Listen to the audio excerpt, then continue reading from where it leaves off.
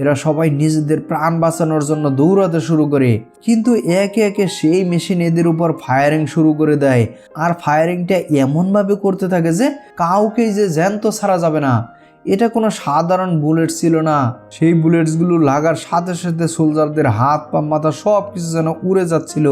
আর এখন ফাইনালি সেই বন্দুকের সামনেও ভ্যালেরিনাও এসে গিয়েছে, কিন্তু সেই মেশিনটা ভ্যালেরিনাকে শ্যুট করার আগেই মাঝখানে জ্যাক এসে মেয়েটাকে বাঁচিয়ে নেয়। বাকি বেঁচে থাকা সোলজাররা নিজেদের প্রাণ বাঁচানোর জন্য দৌড়ে জঙ্গলের ভেতরে চলে যায়। তখন এদের কাছে একটা গুলা এসে পড়ে, যার কারণে বিশাল একটা বিস্ফোরণ হয়। আর এই বিস্ফোরণে এরা সবাই একটা খাদে গিয়ে পড়ে যায়।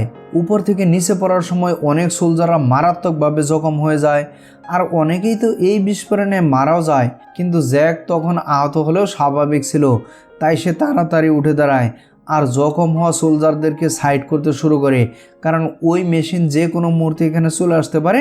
আর তারা যদি এই মেশিনের সামনে পড়ে তাহলে তাদের বেঁচে থাকা প্রায় অসম্ভব। এদিকে তাদের উপর থেকে নিচে পড়ার কারণে জ্যাকবের পা খুবই বাজেভাবে জখম হয়ে যায়, সে হাঁটার মতো অবস্থাতে একেবারেই ছিল না।